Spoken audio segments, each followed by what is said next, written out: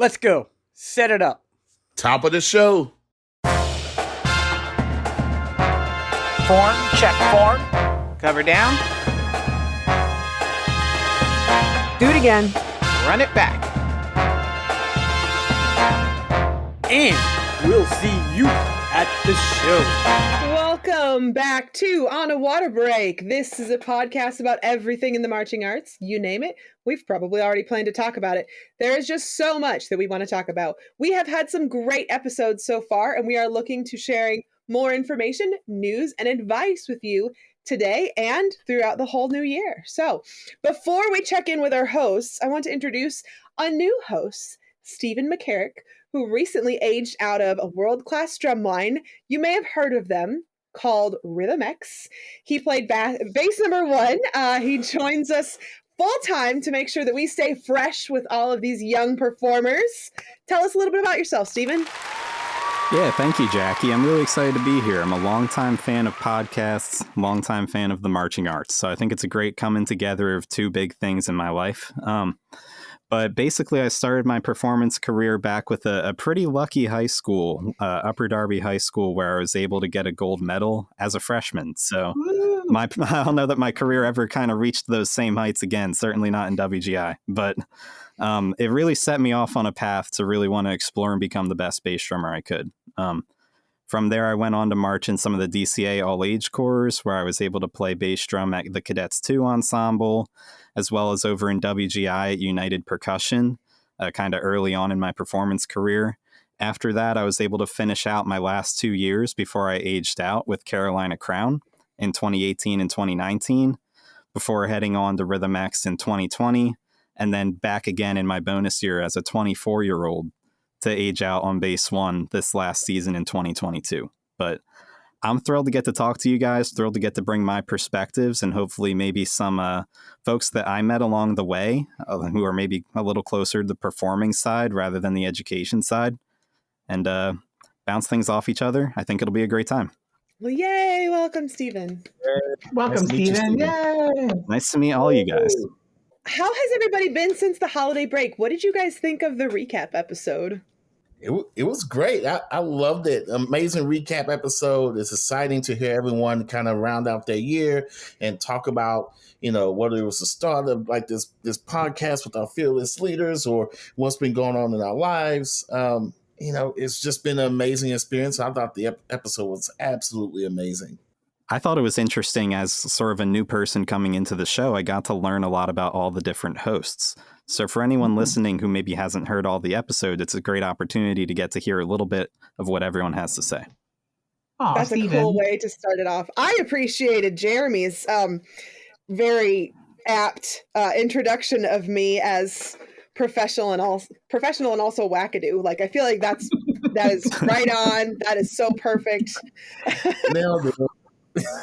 Jeremy and Christine were great hosts. I feel like maybe they'd be better served hopping on every now and again. Yeah, there we go. We need to get them in front of the mic. Don't talk about me like I'm not here. The king appears. Right? The voice from above, yes. Oh, yeah. Especially a graphic, the voice from above, like the angel Jeremy coming through the clouds. Yeah, exactly. Coming through the computer screen instead. I don't know that I needed that graphic. Do you know how many people around the world that know me that cringed thinking about me coming down in some sort of halo? Come on. There's definitely something else on the top of my head that is not a halo. Okay. Well, it's kind of a skew. It's okay. Since it's a new year, we thought we would try a little bit of a new format. So over the next couple of weeks, you're going to hear some amazing stories and interviews from all over the marching arts activity. From the Midwest recap to something called the Mummers Parade.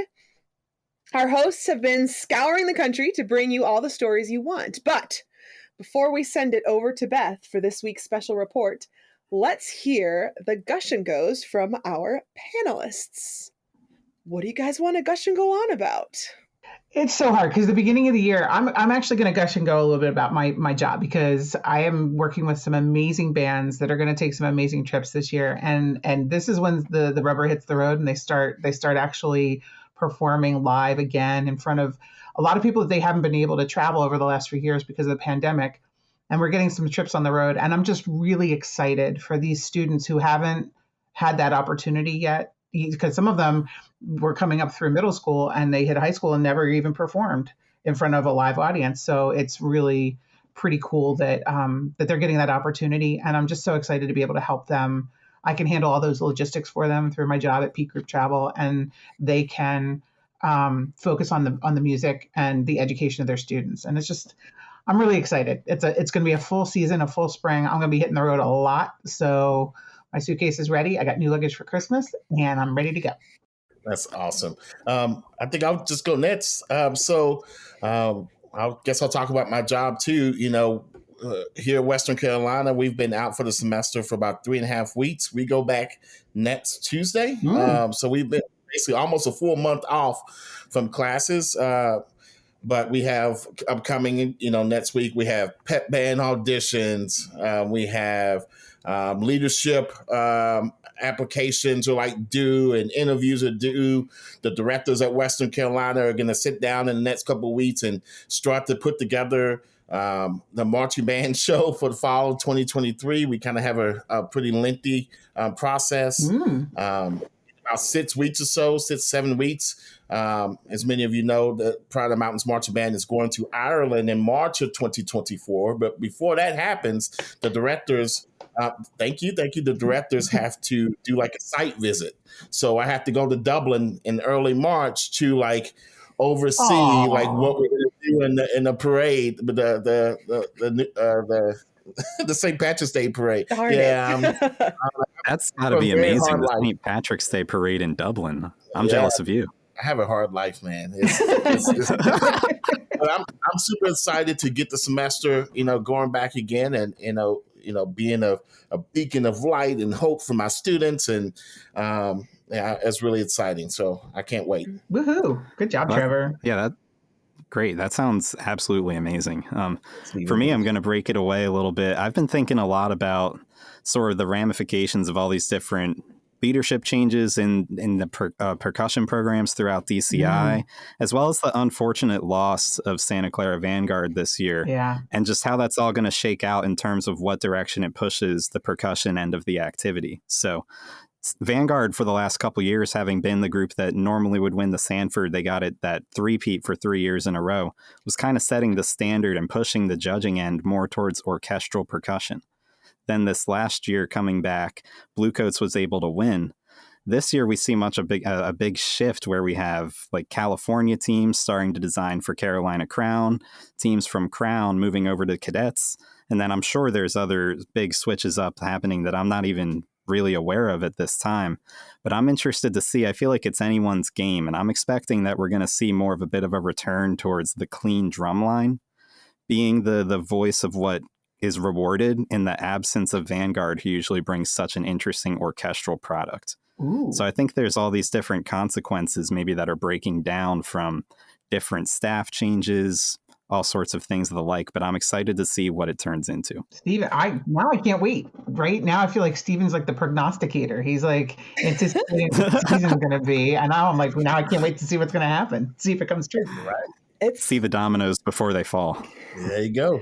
It's going to be cool. My Gush and Go is actually just going to be about WGI because, with it starting up really soon here, I've been getting a lot of TikToks from people who are practicing, people who have, either gotten on their winter guard or maybe they didn't make it to their winter guard and they are trying to get practice so that they can get on their guard for the next season. And they're sending me all these TikToks of themselves practicing in their backyards and stuff. So I'm I love to see all this stuff. I love to see everybody who's really working on their skills outside of practice and getting to watch all that. And it's just getting me hyped up for WGI because some of these performers who are posting their practice journal stuff on TikTok they're blowing me away individually. So I can't wait to see them when they're all together with all of their ensemble. So, all right, it is time to throw it over to Beth for her Midwest recap. But stick around after that for more fun and news with our hosts. Take it away, Beth. Well, Thank you, Jackie. I appreciate the pass over here. And guess what? This is going to be all about Midwest. And if you're not familiar with the Midwest Band and Orchestra Clinic, I would encourage you to Google it and check it out. But to help me explain a little bit about it, I have a super phenomenal guest with us today. Her name is Cyndi. And I'm going to let Cyndi tell us a little bit about herself and where she's from, what her job is. Hint, hint, it is in the marching arts. And she will give us a little bit more information about her trip to Midwest, and we're going to talk to her throughout the show. Hey everyone, so my name is Cyndi Mancini. You can follow me on Instagram and on TikTok at Daily Band Director. I teach 7 through 12 band in the Montour School District, which is just outside of Pittsburgh. We're right by the airport, so if you ever land here in Pittsburgh, I can come pick you up. I do all band things. I teach concert band for 7th and 8th grade, high school concert band, high school percussion ensemble, high school marching band. So I do a little bit of all of the things, but in my background, I've literally taught anything music. So I've been there, done all of it. That's fantastic. And that's such a great depth to bring to this type of conversation. And Absolutely. So, while you and I didn't see each other at Midwest, we're going to combine our heads here and like figure out what we both experienced.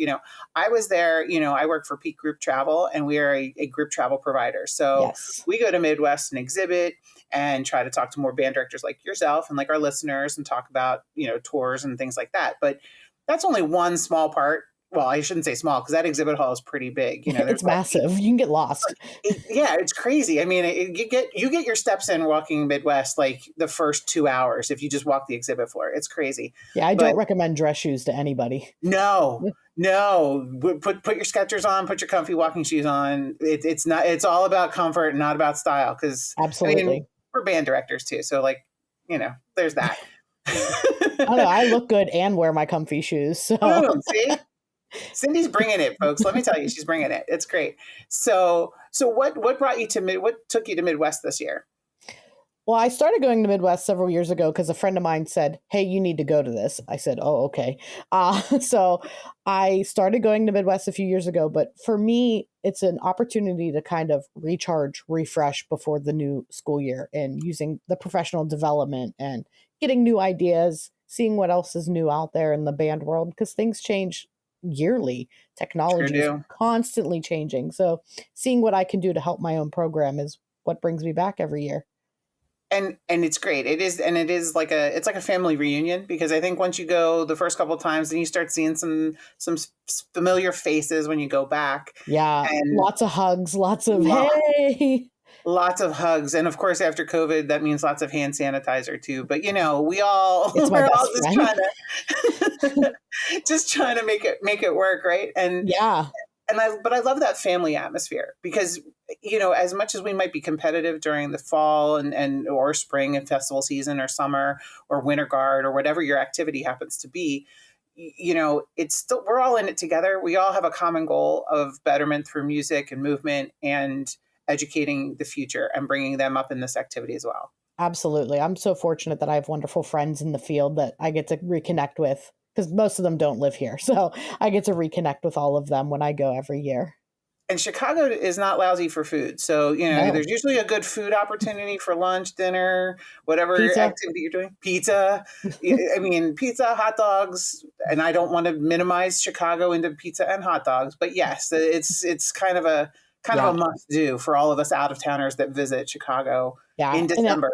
And I was fortunate that we were all fortunate. It wasn't bitterly cold. We missed that, thankfully. We did. We got out just in time. Most of us. Some of us got stuck, but that's a different conversation. And one of those folks that we got to meet and that I got to talk to this time, his name is Josh Hecht. And here's a little interview that I did with him and conversation we had all about his activity and who he is in the marching arts.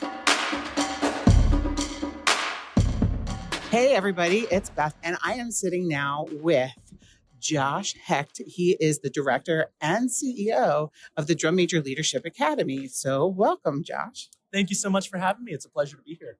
Thank you. Well, I'm excited to meet you. This is a great opportunity. I've been following you on Instagram, I have to admit. I'm a little bit of a fangirl, and I have been for about a year, and I love it. So tell us a little bit about you. Where did you go to high school? How did you get into the marching arts? Give us a little bit of your background. Absolutely. So marching band for me started back in high school, like it does for so many, at Gulf Breeze. That's located in Pensacola, Florida. So it's beautiful. That sounds lovely. Band camp was a little warm though. It was pretty hot. Mm. So from there though, I went on to become a drum major for the Southern Knights Drum and Bugle Corps. It's a DCA corps in Birmingham, Alabama. And after that, started with Music City Drum Corps out of Nashville, Tennessee, also as a drum major. So you've had a lot of marching experience and you've been all over. Yeah, it has been so much fun getting to see so many perspectives, meeting so many amazing fans and people that are out there, and just learning from some of the best educators that the education industry has to offer, being music teachers. It's one of the best parts, I think, about being in the marching arts, and it's the people. And I don't think it matters where you are, where you march. It's that family concept, because I think we all bond as soon as you see the marching heart in somebody else, your heart responds to that. Oh, absolutely. And it's like you can walk anywhere in life, and as soon as you know someone is a band kid, like you instantly click. It doesn't matter if you're in school still. You can be 10 years out of school and work, and you meet someone, it clicks. It's amazing. It really is, and it's exciting, and I'm really happy to meet you. I'm literally, folks, I'm giddy. It's really kind of crazy. So, what brought you to Midwest, and what brought you to the clinic this time? So coming to Midwest, we've just been excited to connect with band directors, help support their student leadership teams, and do all that we can to help their student leaders be as prepared as possible and as confident as possible when next marching band season begins. And it's so important, because I think a lot of directors maybe are really strong with the music component of band or the drill design portion, and they might feel like they need a little extra support in doing the leadership part. And so it's great that your company seems to be, ready to do that. Now, where do you have camps? Do you have camps locally? Just in Florida? Where are you working? Yeah, so even though I'm based out of Florida, we have more than 50 instructors from across the country. So we have camps in Los Angeles, in Atlanta, Orlando, Jacksonville, really any major city you can think of. We probably have a team of instructors that are excited to meet and work with you there. Great. So how would somebody maybe get in touch with you to maybe make an arrangement to have you join them? Absolutely. If you are someone that is interested in becoming a drum major, a section leader, a band captain, a guard captain, whatever it may be, go to dmlatraining.com and navigate under the Students and Learn tab. You'll see our audition workshops that help you prepare for auditions. You'll see our summer camps that help you once you're in the role. And if you're a drum major, you'll even see our national drum major competition, drum major lessons, free master classes. There are all sorts of resources on our website, or you can find us on social media at DMLA Training. So, folks, literally, he's got it covered. Everywhere if you are on any social media platform, you will be able to find them, and you will be able to get the resources that you need for your band. So, let me ask you a question. So, what did you play when you were in band? Sure thing. So, I started as a trumpet player back in 4th grade, and I loved it. I wasn't the best, but I loved it. But from there, when marching band started, I actually hopped on over to be a percussionist. I marched bass drum, the 30-pound fifth bass one. Oh my Still feel that back pain to this day. But it was really cool seeing that new perspective. And ever since then, I've been a drum major 100%, been loving the time. And even at Florida State, I didn't do the marching band because of drum corps, but I participated in the pep band as a trumpet player. So it's been cool to stay connected in that way. And that's awesome. That's super cool that you did that. And I think it's great that you were able to flip from a wind instrument to a percussion instrument. Not everybody could make that transition. Is there a different instrument or piece of equipment or a section of the band that you would want to participate in that you never did before? To be honest, I always wish, I watch the color guard and I'm constantly blown away by what they do. Tossing a rifle 500 feet in the air, it looks like, and then catching it perfectly. I would be the worst at that, but I think it is so impressive, and maybe one day I'll learn. Yeah, I've always been impressed by that. And I don't know how they time it so that it all falls at the same time and they all catch at the same time. That is impressive to me as a wind player. I'm like, I don't know. I'm just focusing on the 1 and 3 and making sure I'm on the right foot. And they are like doing so much more than that. And it's really impressive. So it's really cool. So what are your takeaways from Midwest? Have you been here before? Have you done this before? This is actually my very first Midwest clinic, and it has been nothing but incredible. Like being able to talk to directors, understand what they're looking for, what their goals are and their challenges has been so insightful, not only for me with the Drum Major Leadership Academy, but just as a director or educator more broadly, understanding where our commonalities lie, the best approaches for teaching. There's so many amazing clinics, amazing performances going on. Truly, I wish I could go without sleep because there's so much going on and I would love to be everywhere. It really is. It's amazing. It's hard to pick a clinic that you want to attend, and the schedule is so full and it's so diverse. And there's a lot of great topics that are being covered, whether it's about diversity and equity and inclusion in bands, in programs and marching programs, or just the musicality or the leadership components. There's so much at the Midwest Clinic. It's hard And as an exhibitor, you're just trying to meet as many people as you can. So it's a great opportunity. I'm so glad that you were able to make the trip from Florida to Chicago. Josh, I really appreciate you taking the time to talk to us today. And what's like your main takeaway from Midwest? Would you tell people to do it? Would you just tell us like your closing thoughts on the Midwest experience? If you have the opportunity to come up to Chicago, whether you are a high school student, you're still in college, you're a band director, or related to the music education industry in any way, shape, or form, you should definitely check out Midwest. There is quite literally no other conference I've ever been to that is anything like this. Or even if you're unable to make it, definitely check out your state associations as well. I know DMLA will be traveling to FMEA in Florida, AMEA in Alabama, GMEA in Georgia, and so many others. So definitely, if you have the chance, come and see it. You're not going to regret it. It's an amazing weekend. It's a very busy weekend, but you're going to get so much out of it, and you're going to leave feeling so inspired. Inspired. That is definitely the word I would use as well. So thank you, Josh. It was great speaking with you today. Hey, this is Nicole, one of your hosts for On a Water Break, and I want to tell you about the Cookout. The Cookout is an event celebrating people of color in Color Guard. This event is happening in Dayton, Ohio, April 16th, the day after WGI Finals at the Courtyard Marriott Hotel, aka headquarters. There will be presenters and speakers, networking opportunities, food, and more. To get more information on how to get your tickets to go to the Cookout, visit marchingcookout.com or visit our Instagram, it's the Cookout CG, or our Facebook page, The Cookout. We can't wait to see you there. Guard Closet was founded as a consignment business in 2000. Since then, it has grown to include winter guard, band, percussion, and other genres. Shop our extensive consignment inventory for great looks for your team that won't break your budget. Max out your rehearsal time and set up a microsite for easy student ordering for shoes, gloves, and other equipment. Check out our fun merchandise and gift items. We can help you with custom flag and costuming designs. Contact us for custom show design services. Clean out your storage areas and get money back into your budget with our consignment program. Guard Closet is here to help you get all you want and need this winter season. Check us out at guardcloset.com and follow us on social media.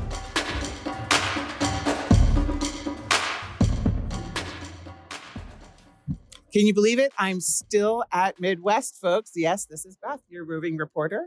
And I am here right now with the lovely Meredith Anderson, and she is part of WGI Percussion. Yeah, so my name is Meredith Anderson. I am the Percussion and Winds event manager for WGI. I basically help coordinate all of our regional events and our championships events throughout the country and then in Dayton. I also play a part in a lot of our ordering. So if you see awards at a regional, if you see our banners, that's all me. We're working on getting everything ramped up for the season and making sure that it's going to be a spectacular year. How did you get involved with indoor as an activity? Did you march? Give us a little bit of your background.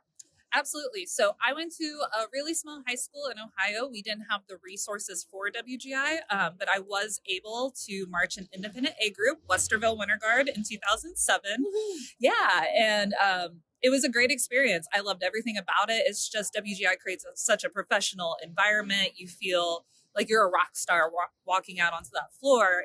And after that, I just really fell in love with teaching. And so I would teach mainly movement to bands and color guards. And I love that as well. I still do that from time to time. But what really got me started into WGI is I was living in Cincinnati, saw a need for volunteers, and I went to Color Guard Championships one year. Color Guard Week, we have so many people volunteer, and they're such great people. But I just felt like there could be more that I could do. And so one of our site managers suggested I come to Percussion Week. A little hesitant. I was like, sure, why not? And I absolutely fell in love. I love the people, the performers, the teachers, the judges.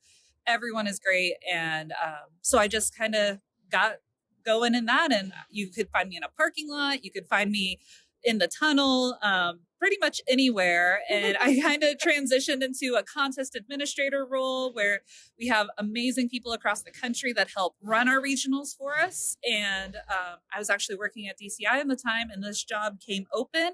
I was looking to move back closer to family, and I thought it couldn't be a more perfect fit. you know, when you find your role, when you find your home with a job and you find out that it's in the arts and it's in the marching arts, and then it's like, you're just like giddy. It's like, yes, this is it. This is, I found my spot. I felt the same way when I found out I could be a group travel planner for performance tours. I was like, this is great. I can do all of the stuff I'm really good at and still be part of the activity. And I don't have to teach anybody. Yes. I'm like really happy about that. So it's a really good opportunity.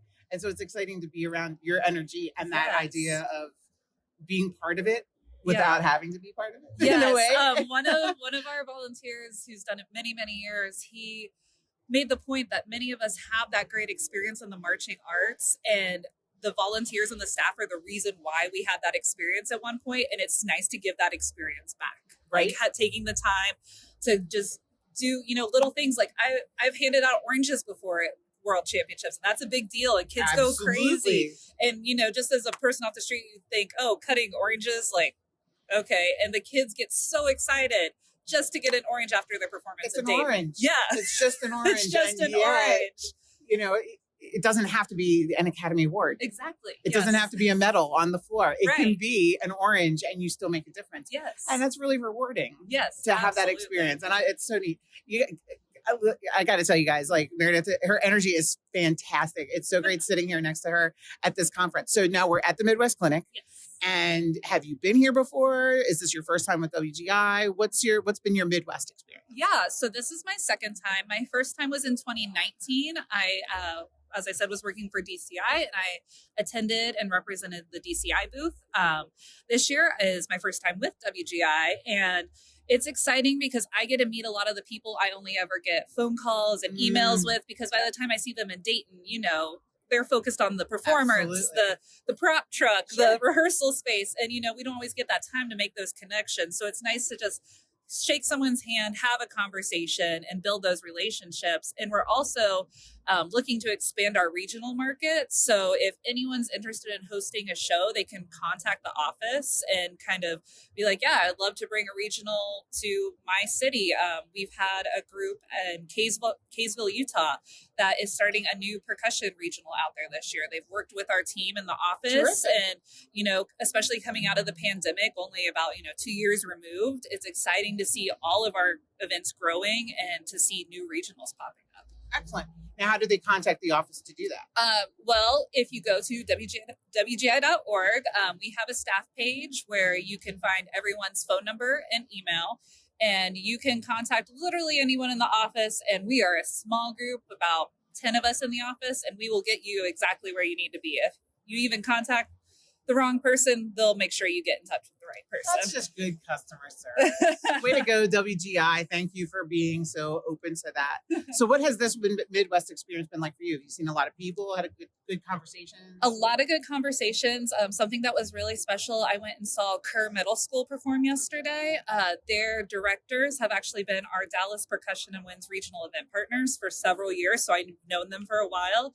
And 2 of my percussion judges had pieces played by them. So, wow. And then Dr. Tim was in their introduction. So it was just a very neat thing to do that. And it's nice to have the performers and the kids come up and they're like, oh, I don't do this, but my sister does, and want to bring their sibling something from our booth. And that's really special too, because, what we kind of do is very unique. And not everyone always understands it and appreciates it. But to see families, like, my sister's not even here, but can I take this cup and bring it to her? Sure. Like, yes, of course you can. Would you like to take 2? So just having those neat interactions, and, people come up and be like, oh, I marched way back in the day. And it's like, tell us about it. Like, let's talk about it. Yeah, of course. It's a trip down memory lane for a lot of people. Oh, yeah. And I love to, each year you get to see maybe some friends you haven't seen. Yes. And especially with the pandemic, we were removed for so long that getting to see people in person again is very rewarding. Yes. It's very positive, and it makes you feel like, okay, the world is moving back in a good direction. We are moving in the right direction. So that's really cool. What's maybe your favorite part of Midwest? I like being on the floor because I can build so many relationships with people. Like you said, those are very unique to us. And it's a great time to work together with our team a little bit more intimately, like seeing each other outside of the office and being like, hey, we saw so-and-so's doing something like this. Maybe we should do something like this, or, kind of building those relationships even stronger. But again, being in the marching arts world, I have so many friends from all over. And I don't get to see them every day. I can't just call up my friend Carrie and be like, hey, you want to come over for dinner? Because he lives in Texas. Right. So, be having these moments where I can come together with so many friends and just give them a hug or like take a picture real quick. It's special. It is special. And I mean, and folks, if you're listening, and if you haven't been to the Midwest Clinic, it's in Chicago every December, which I know sounds crazy because it feels like the coldest. Why would you pick the coldest month to go to Chicago? Right. But I got to tell, and yes, we are feeling the cold. I will reassure all of you we are. And yet people don't miss it. People schedule their lives around this conference every year. Yes. And the exhibit floor is huge. So there's tons of vendors and tons of organizations that are presenting themselves so that people can, learn how to sign up for the Marine Band or sign up for the Army Band or maybe a college or university that maybe you haven't considered yet, but they're here. Yes. Or WGI. maybe this is their opportunity. I will say we've had several band directors stop by that are like, we're starting a guard program. We're starting a winter percussion program. What resources do you have? And it's just easier for them to go to talk to those people and be like, I don't know where to start.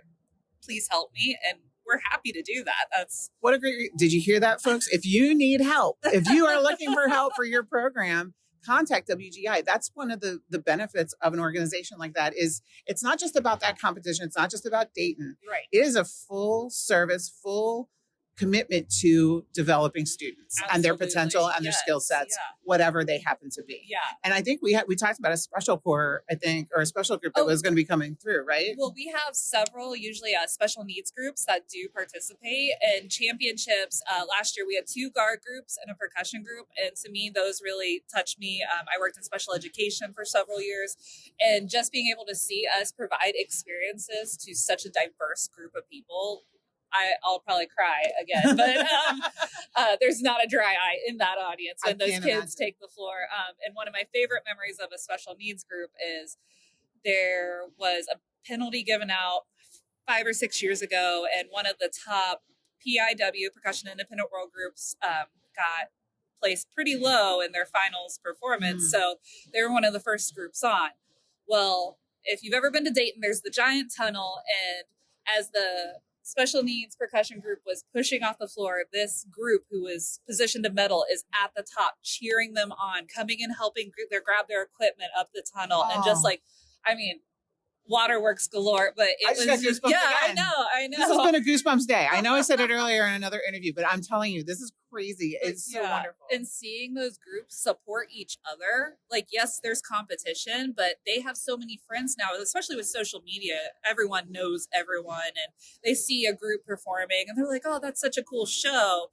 And it's neat to see those performers encourage and support each other. That's really great. And our director of percussion, Mark Thurston, he always used the term, we're trying to elevate the experience for those performers. And not just the performers, the parents, the staffs, anyone that comes in, we want to make it the best experience they can have. Well, Meredith, this has been such a treat. I mean, and I got to tell you, I just randomly asked her if she could do this, and Meredith was like, sure. She just jumped right in and no problem. So, thank you so much for taking the time to talk today. And you know what? Now I know you. We are now BFFs. I'm just letting you know. And we are going to stay in touch, and we'll do a follow-up maybe in a couple months and be like, hey, what happened? And how did your WGI season go? And we'll catch up with you like maybe right before Dayton, and maybe do a pre and follow-up. Yes. So excellent. Yay. Thank you so much, Meredith, for taking the time again to speak with me at Midwest. It was a pleasure speaking with her. And I got to tell you, we vibed and bonded, and I think I've made a friend for life. I'm not going to lie. She's a fascinating woman. Next, I got to tell you, I had a great chat with Tim Mason, who is it's the graduate assistant, for the University of Delaware. And this was his first time at Midwest. And we'll get a chance to hear his experience and what he thought of the show. And after that, we're going to do another little wrap up with Cyndi. So here is Tim Mason. To introduce our next guest, his name is Tim Mason. And Tim, I'm going to let you introduce yourself. So take it away, Tim. Yeah, like Beth said, my name is Tim Mason. I grew up in the Washington County area of Maryland, and I just finished my undergraduate degree at Towson University in instrumental music education on tuba. And just this fall, I began my master's degree at the University of Delaware with a master's of wind conducting, and I am serving as the brass area marching band teaching assistantship. Well, that's super cool. And what brought you to Delaware? What drew you there? Was there any particular person, or was it the program? Tell us more about that. Getting the chance to work with Heidi Sarver, the marching band director at Delaware, through DMA, really drew me there to check that out with their marching band assistantship. And then, of course, Dr. Lauren Reynolds, who's the director of bands, is just fantastic. So getting to study conducting with her is awesome. It's definitely something I wanted to do. What brought you to Midwest? And don't say a plane. And what brought you to be interested in the program and the clinics here? Yeah, so like you said, it is like the mecca of all instrumental music education. So I think everybody who studies music education definitely wants to come here at some point in their career, and some point in their education. I never got to come as an undergraduate because where I went to school, finals was never over before Midwest happened. But fortunately at UD this year, our finals were over last Friday. So knowing that coming in, a couple of us from the University of Delaware plan to be here. And I mean, it's just an awesome experience. I've wanted to do it for a while. In terms of marching band stuff, as the brass TA, like I always want to keep expanding what I'm doing with the brass line, especially just being in front of a group all season. Like sometimes it's like, okay, well, what do I do next? Or is there something else that I can tell them? Especially when you have a marching band and they're not all music people, everybody's in band for a different reason. So I've been going to a lot of clinics and like developing the brass sound, habits for brass players. So I can just kind of take that information back and deliver that to my students as a brass TA, and also just learn more about my own musicianship that I can take in other places. And of course, as a conducting student, definitely been trying to hit up some of the conducting sessions. I mean, it's just the best are here. So as much as I can absorb, definitely want to. That's fantastic. And I think you're right. You know, it's taking advantage of the educators that are presenting, some of the best in their fields, you know, people that we all look up to, and getting that opportunity in a fairly intimate setting, even as big as the conference is, it's still intimate in a way. You're getting up close and personal with your favorite composers, or Brian Balmages. You know, you're like, oh my gosh, he's right there, and I can talk to him right in front of me, and that's a really cool opportunity. Tim, when you were in marching band, how did your story come about? So I went to school in Washington County, Maryland, and there they have middle school marching band programs that just march in parades. So I started in 6th grade playing my primary instrument at the time, which was trombone. And just like you said, and I think for many tuba players, I was asked to switch to tuba based on need in the ensemble. So in 7th grade, I made the switch to tuba, and I marched tuba the whole way through middle school, and then the first 2 years of high school marching band. And then I was drum major my junior and senior year. And I actually marched baritone a little bit during the other movements in my senior year. And then when I got to college, I marched sousaphone up until I took a different leadership role in the marching band. So yeah, always tuba for the most part, and like field marching settings. And I just loved it. Because band rocks. And we all know it. We all love marching band. It's so much fun. And of course, that's why we're here talking about it on this podcast. So if you could play any other instrument in marching band, any other one, or maybe a piece of equipment you'd want to spin or perform with, what have you always wanted to maybe try that you haven't done? Definitely always wanted to try the mellophone. I never really could because the embouchure requirement for that is so different from the tuba, and I just cannot make any nice sounding noises on the mellophone. But they just have like the coolest lines. It's just like French horn in the wind ensemble, like the rips and just the awesome like stacked ninths over top of the chords. Just really fun parts, and they just always seem to have like a really great time. I think you're right. I'm a clarinet player, and the horn line, that mellophone line, always has that really unique sound that you can't get from any other instrument, and it's just so clear. And I don't know, I call it my goosebump line, because it's the one that I can hear that just gives that emotion. I mean, the trumpets obviously usually get the melody, and we all know that, and everybody knows that, and you scream and wail, and that's awesome. And I'm down for that too. But that mellow line though is so rich. They get some of the nice meaty harmonies, and I'm just like, yes, I'm here for it all day long. So I totally get that. Well, we're really excited to have you on our podcast, and we really appreciate you taking the time today to talk to us. And we're about halfway through the Midwest Clinic. Is there anything else you're excited to see, that's coming up before you leave and go back home? Or are there any clinics or people you're still trying to like get that last, viewing with? Definitely excited to see Dr. Tim Latzenheiser.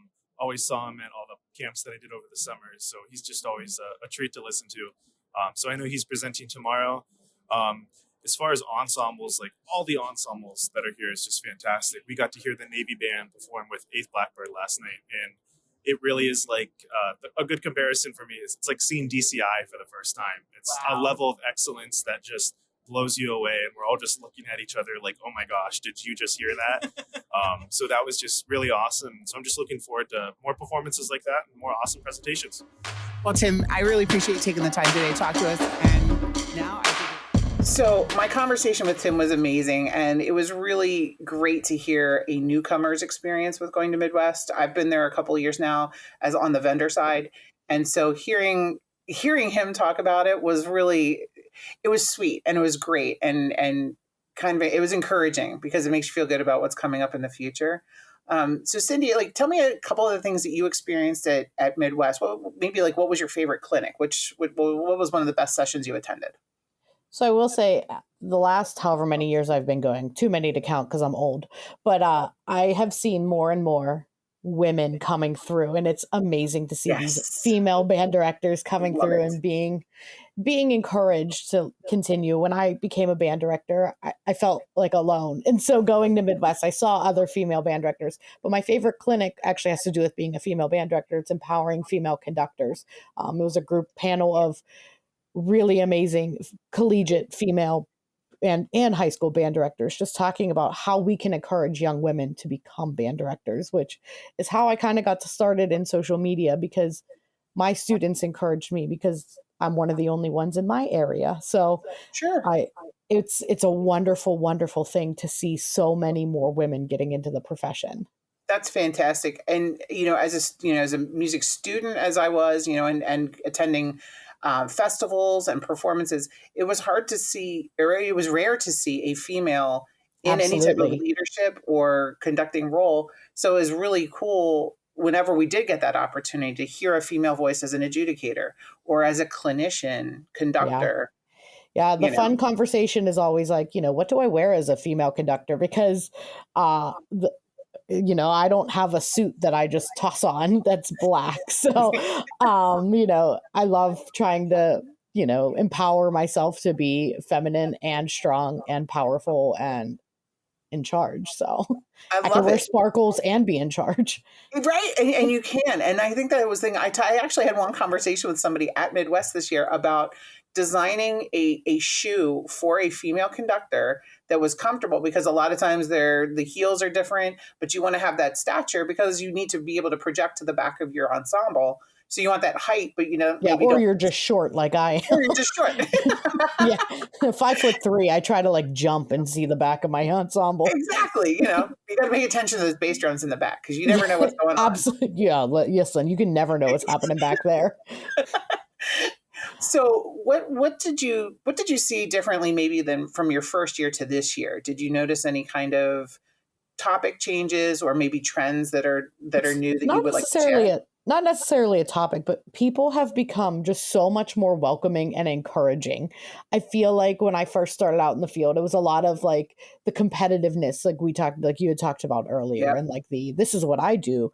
Well, now it's like that. This is what I do, but what you do is really cool also, and not trying to compete with one another. It's become so much more of a community that is encouraging and welcoming, and they want to help each other rather than, this is what I do, but I can't tell you about it because what I do is the best. Yeah, I never understood that mentality. I mean, obviously if we are in a competitive situation, of course you want to win. Otherwise, you wouldn't be in a contest. I mean, where they actually put you in placements. But I will say I don't have a competitive marching band. We are 1,000% a show band, and the sillier, the better. But I love to see what my friends who do have competitive programs do. And for a while, I felt ashamed that I didn't have a competitive program when I first started because it's not as glamorous or whatever you want to call it, but I love my program, and what we do is different and fun. And the kids who are in a competitive program can see what we do, and they kind of embrace what we do as different, but still great. Sure. And it's great because like you said, you know, especially at a place like Midwest where there's so many different conversations happening, you can learn from so many different people, because there are definitely non-competitive programs and competitive programs. And you know, to find your people or your squad, or you know, to find them, you know, and that's what Midwest does. It facilitates that, you know, and it helps you find the right session maybe, or the right clinic that talks about those things. And you can be like, ooh, I need to go there. And even if it's not necessarily a good topic, at least you're around your people. Yeah, absolutely.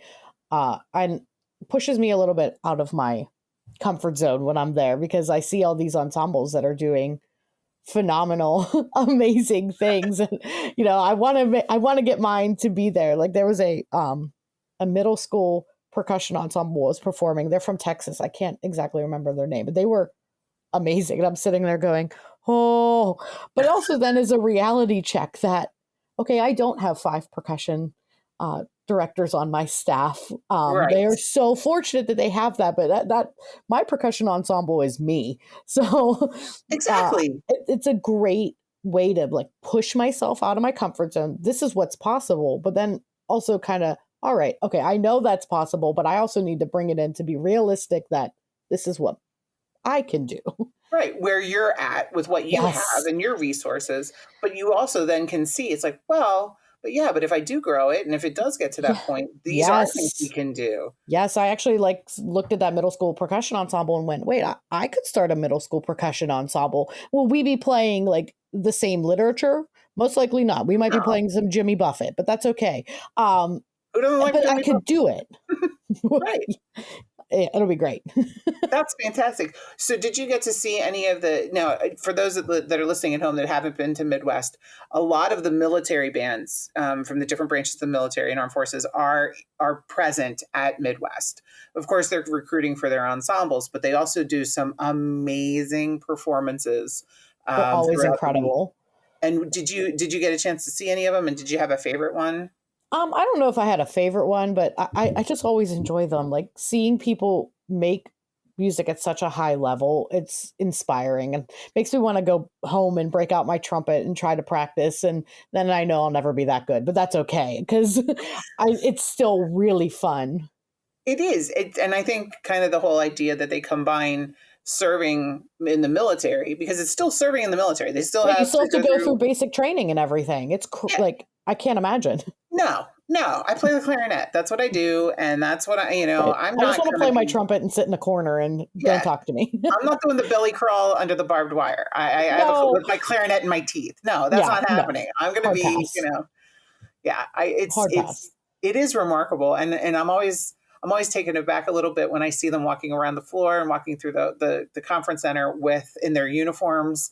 And you just, I don't know. I always feel like I'm going to stand so inspiring. Yeah, it is. It really is. They're so inspiring. Yeah, they're just and they're like normal people. They'll tell you that too. But they're just it's just inspiring. I always want to be better after seeing them. It is, and they do. They set a bar and they set a whole tone, and it is comforting to be around them. And because you think oh, they're so elite, but they're so accessible, and they will tell you anything. Like if you have a question for them, they can't wait to talk about it. Yeah, and they're always willing to come into schools, which I think is amazing. A few years ago, one of the ensembles came to my school, like the Woodwind Quintet came and just worked with my kids for a day, and the students were so inspired by not only their performance but just how accessible they were, answering whatever questions they had. And I think that their outreach is really strong. They have a really good program for that. And I love that. So whenever I hear of somebody that's kind of considering it or on the fence, I say, if you even think you might have a student that could go down that path of a military band path, encourage them, because there's a lot of benefits that come with that program. So many. The travel they get to do, the people they get to meet, the performance locations they get is amazing. It's amazing. So, and being part of the Midwest Clinic, it's like You could see the Army Band one night, Pershing Zone. You could see the Sure, Airmen of personal Note. You're hitting concert all of them. weekend, festival weekend. It's amazing. It is. It's like, I'm just going to sit in this concert hall and wait for the next one because this is amazing. It's Yeah, wonderful. there's so many amazing performing ensembles, military or schools, or there's even amazing community ensembles that are performing there. There was actually Yeah, a we brass do. wind. You're right. There's community concert bands that come Yeah.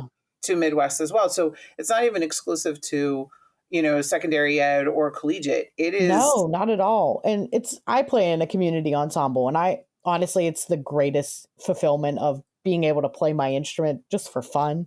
That's And nice. so seeing other people, especially people who aren't necessarily in the music field, playing as an enjoyment and love of their instrument is just so much fun. So that's what I mean. I love when I see those community ensembles there at Midwest. And it reminds everybody that it doesn't have to stop just because you graduated from high school or college. And if you're not a Absolutely. music major, there are many opportunities for folks that want to participate musically in their own local communities. And they are also a good resource if you don't have one in your community of how to start one. Yes, absolutely. That's another way to, kind of twist that. And then you can we go to all the know Midwest that. Clinic. We all know that not every student's going to major in music, and that's okay. But It is, if they yeah. leave and they want to perform in a community ensemble still, I think that is the greatest reward because they want to continue that love of music. So I encourage students when they leave, hey, okay, you don't want to major in it? That's cool. How about you play in this community ensemble so that you can continue making music? Because that's the goal, is to keep making music. What a great, see, that's so nice to hear somebody share that same thought. Yeah. And I'm sure many people that are listening right now think the same thing. Absolutely. Like, I know not all my kids are going to major in music. Some of them do, and that's amazing. But right. But, that's but the okay ones if that they don't. but creating that love for music and wanting to have it in their lives is really a big deal. What Absolutely. what was one thing maybe you learned that you can use this year in your classroom, or that, maybe a trend that you saw that you're like, this is intriguing. Where could I take this? So I went to a session called Developing a Culture of Excellence. It was all about like creating great leadership with your students. So I think that is something that I definitely want to work on. Like, not all of the instructions, decisions, everything needs to come from me all the time or my staff. Creating great leaders within my program, that is a skill that not only will carry them through my program, but hopefully will carry them into the real world where they're going to get a job and be leaders in their workforce. So it was an amazing session and talking a lot about like servant leadership and things like that. It was so interesting to hear that. And some of it was stuff that I'm doing, but some of it is things that I didn't even think about doing, and that I'm excited to be a part now of that organization and try to learn more as much as I can about how to create this leadership within my programs. And and like you said, it's such an invaluable tool for any human. Like, it doesn't have to be a musician. It's just being people. No, it's a skill I hope that they will continue to have throughout their lives, that like being a servant leader to others to help build others up is something that I hope they will continue throughout their lives, so that they are good human beings, which is what I hope they come out of my program being, is a good person. And I think that's a great spot to wrap up on. I mean, what better mood and tone to end on, and I think I'm speaking for myself. I'll be at Midwest again next year. It's December. I plan on being there. Cindy's going to be there. So, hey, if you decide you want to go to the Midwest Clinic, look for us. Follow Cyndi on social media. What was your handle again, Cyndi? Girly Band Director. Girly Band Director on Instagram. Check her out. She's no joke, folks. I just want to say she's the kind of person that gets called in to do all kinds of cool opportunities. She was in, and we'll probably talk about this on another episode about the Rose Parade and the Tournament of Roses Parade. And she was a participant musician in the band director band. It was a tribute to band directors. Phenomenal. 280 of us, I think, was the final count. It was amazing. That's 280 people from around the country. It was amazing. It was so fun to watch. I was there, and it was remarkable. It was really great to see. And I'm so glad that you guys all got the recognition you deserve for all the work It was great. you do with music educators. Yeah, it was wonderful. I can't wait to do Macy's next year with the organization. So, See, I have a feeling, folks, we're going to be hearing from Cyndi a little bit more on our podcast over the next year. Just so you know, she might be part of our Macy's recap next year. Maybe can't wait. we'll get her to do some interviews on the street. I love it. Love it. I can't wait. Excellent. Well, thank you, Cyndi. And Thank you. I think it's time for another water break. Hey, this is Nicole, one of your hosts for On a Water Break, and I want to tell you about the Cookout. The Cookout is an event celebrating people of color in color guard. This event is happening in Dayton, Ohio, April 16th, the day after WGI Finals at the Courtyard Marriott Hotel, aka headquarters. There will be presenters and speakers, networking opportunities, food, and more. To get more information on how to get your tickets to go to the Cookout, visit marchingcookout.com or visit our Instagram, it's the Cookout CG, or our Facebook page, the Cookout. We can't wait to see you there. Guard Closet was founded as a consignment business in 2000. Since then, it has grown to include winter guard, band, percussion, and other genres. Shop our extensive consignment inventory for great looks for your team that won't break your budget. Max out your rehearsal time and set up a microsite for easy student ordering for shoes, gloves, and other equipment. Check out our fun merchandise and gift items. We can help you with custom flag and costuming designs. Contact us for custom show design services. Clean out your storage areas and get money back into your budget with our consignment program. Guard Closet is here to help you get all you want and need this winter season. Check us out at guardcloset.com and follow us on social media. Wow, Beth, there is a lot people don't know about Midwest, and you certainly gave us an inside perspective. And we love Cyndi Mancini. Definitely follow her on the socials at Girly Band Director. She's on in fuego, and she's just all energy. I love being, like talking to her. I got to tell you though, this is just a super funny story. Midwest is a busy place, and trying to find a quiet corner is kind of challenging. And I was talking to Joshua Hecht. We're doing our interview in a stairwell. We thought we were good. Halfway through, this man just comes running around the corner at the top of his voice asking where the bathroom is. And he had like 3 kids behind him. It was a whole parade of people. And then as soon as he saw we were talking, he was mortified. And then Josh and I had a good laugh about that. And when we were finished, we actually saw him coming back around the corner, and he was just like mea culpa, I'm so sorry. But it was hysterical seeing him and his falling on his sword, like, oh my God, I'm so sorry. But I like talking to Meredith too. She was really heartwarming, and some of the stories she had about the special needs ensembles that perform with WGI. I don't know, Stephen, had you seen any of those maybe in your tours? I'm actually pretty familiar. There's one called the Free Players that has actually performed a lot of different times at different, usually around finals, they'll give an exhibition performance. And it's always been impressive just in the first place to see like the level of intricacy that they're able to put together into the program, but also just to see the kind of positive environment created for those performers when they actually get to come and perform on the same stage that we're doing our finals competition at. But it's super very interesting. I loved getting to hear about it. That is great that you got to see that, Stephen. Thanks. Let's take it over to our news segment. Beth, why don't you start us off? Don't you have our first news segment? I do. So, of course, we've had big parades with the Macy's parade, bowl game parades, the Tournament of Roses parade. But in Colorado, there is the National Western Stock Show Parade. And Burlington High School, which is a more rural school, had the opportunity to go to Denver to march in this parade. This parade has been around for more than 25 years. And this high school is made up of about 130 members from middle and high school. And they're the only marching band that's going to march in this year's event. So that's pretty big stuff for them. And the article that I read talked about how a lot of these students have never been outside of their community. So just even getting to Denver, which may not seem like a big deal for a lot of us, is just a big deal for them. They are getting to see a lot of different things. And it really fits right into my wheelhouse of travel, because I always talk about the benefits of travel for students. And this is one of them. It's a way for them to realize that, it's easy to feel like you're in a vacuum when you're in your own school and you do your thing with your director and your traditions. And when you get to travel, you get to see that there are, thousands and thousands of other students doing what you're doing in other cities, other states, other countries. And it's very powerful and it's impactful for the students. So, shout out to the Burlington High School Band for their opportunity marching in this parade this year. Oh man, I love a good parade. That's so amazing to see these rural schools doing this sort of thing. Hey, Trevor, you've got our next story. Why don't you take it away? Yeah, our next story is provided to us by Natalie Shelton via Flow Marching.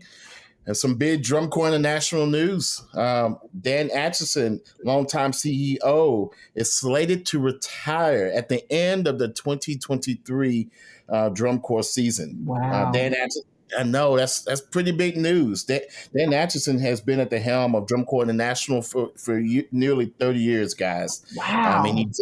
30 years. What a wonderful career. I haven't even been alive that long. I know.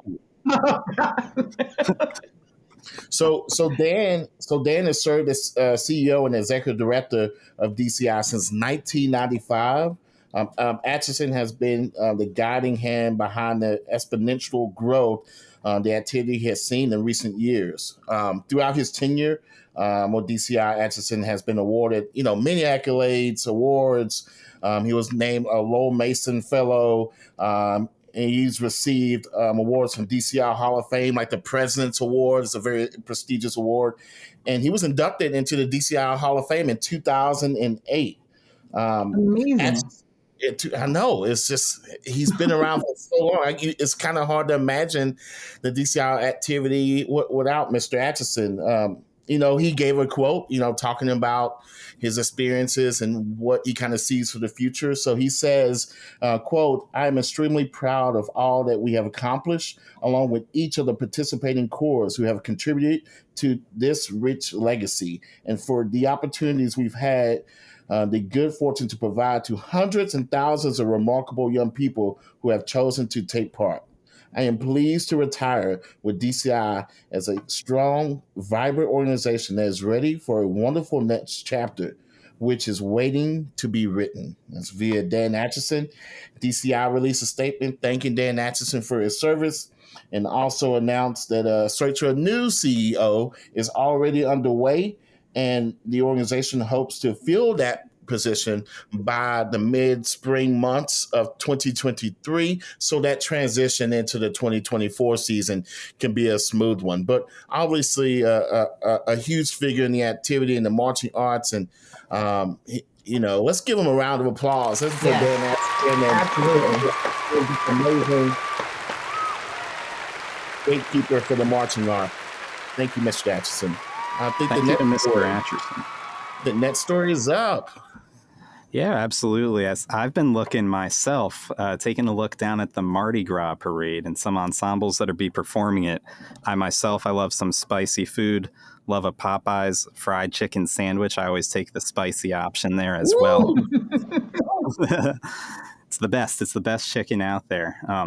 But taking a look at this ensemble route, I see something called the Funny 40 Fellows, formed in 1981. This is a rolling costume parade that takes place abroad St. Charles Avenue with streetcars. It's not necessarily a parade per se, but the streetcar ride draws a crowd from its starting point all the way down towards the end of the parade, and it marks the start of the carnival season in uptown New Orleans. Wow. So some of these ensembles... well, you think that's impressive. Let me tell you about some of these ensembles and what they have going on. Right, give it to us, Stephen. We got the Funky Uptown Crew, established in 2019. It's a streetcar-born group devoted to New Orleans' best-loved musical styles, rolls behind the Funny 40 Fellows annual streetcar ride on the first day of the carnival. They dispense hand-decorated vinyl record albums from the windows of the car to the people watching the parade. Fun. Right? Best That's parade awesome. ever. I want to go. I've wanted to go forever.